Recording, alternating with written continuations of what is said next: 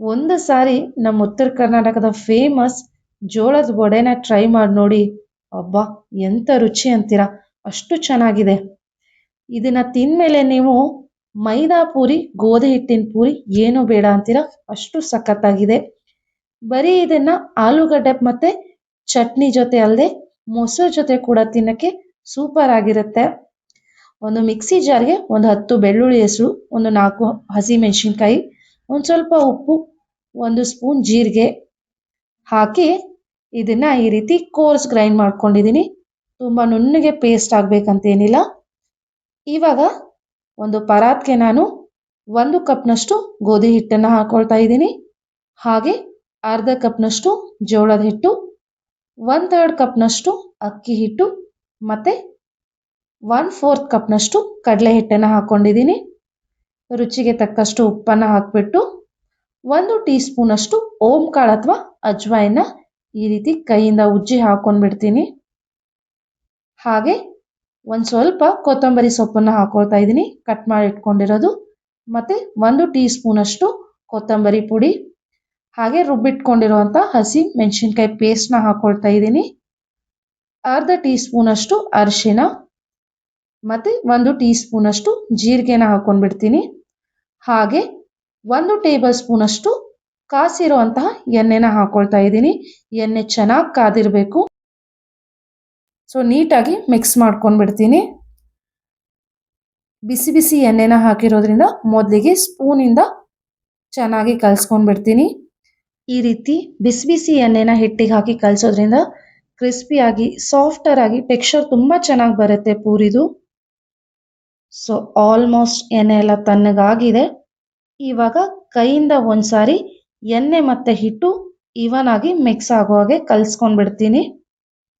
ನಾನು ಮಾಡೋ ರೆಸಿಪೀಸ್ ನಿಮಗೆ ಇಷ್ಟ ಆದರೆ ಮರೀದೆ ಲೈಕ್, ಶೇರ್ ಆ್ಯಂಡ್ ಸಬ್ಸ್ಕ್ರೈಬ್ ಕೂಡ ಮಾಡಿ. ಒಳ್ಳೊಳ್ಳೆ ಉತ್ತರ ಕರ್ನಾಟಕದ ರೆಸಿಪಿ ಜೊತೆಗೆ ತುಂಬ ಡಿಫ್ರೆಂಟ್ ಆಗಿರೋ ರೆಸಿಪೀಸ್ನ ನೀವು ಈ ಚಾನಲಲ್ಲಿ ನೋಡ್ಬೋದು. ಸೊ ಸಬ್ಸ್ಕ್ರೈಬ್ ಮಾಡೋದನ್ನು ಮರಿಬೇಡಿ. ಇವಾಗ ನೀಟಾಗಿ ಕಲಿಸ್ಕೊಂಡ್ಬಿಟ್ಟಿದ್ದೀನಿ. ಸ್ವಲ್ಪ ಸ್ವಲ್ಪ ನೀರನ್ನು ಹಾಕ್ಕೊಂಡ್ಬಿಟ್ಟು ಪೂರಿ ಹದಕ್ಕೆ ಕಲಿಸ್ಕೊಂಡ್ರೆ ಸಾಕು. ತುಂಬ ತೆಳುವಾಗಿ ಅಥವಾ ಚಪಾತಿ ಹದಕ್ಕೆ ಕಲಿಸ್ಕೊಂಡ್ರೆ ಜೋಳದ ವಡೆ ಚೆನ್ನಾಗಿ ಉಬ್ಬಿ ಬರಲ್ಲ. ಹಾಗಾಗಿ ಈ ರೀತಿ ಗಟ್ಟಿಯಾಗಿ ಕಲಸಿ ಒಂದು ಪ್ಲೇಟ್ನ ಮುಚ್ಚಿ 10 ನಿಮಿಷ ನೆನೆಯಕ್ಕೆ ಇಟ್ಬಿಡ್ತೀನಿ. 10 ನಿಮಿಷ ಆಗಿದೆ. ವಡೆನ ಲಟ್ಸ್ಕೊಂಡ್ಬಿಡೋಣ.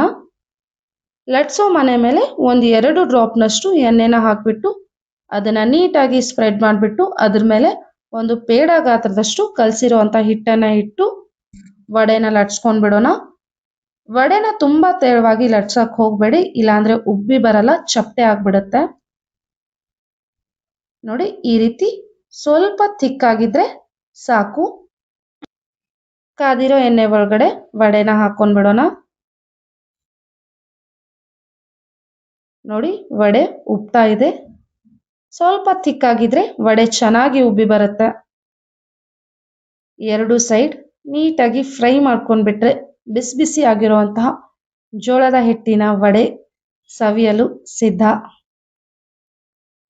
ಮಸಾಲೆ ಭರಿತವಾದ ಪೂರಿ ಕೂಡ ನೀವು ಇದಕ್ಕೆ ಹೆಸರನ್ನು ಕೊಡ್ಬೋದು. ಜೊತೆಗೆ ನಾನು ಆಲೂಗಡ್ಡೆ ಪಲ್ಯ ಮತ್ತು ಚಟ್ನಿನ ಮಾಡ್ಕೊಂಡಿದ್ದೀನಿ.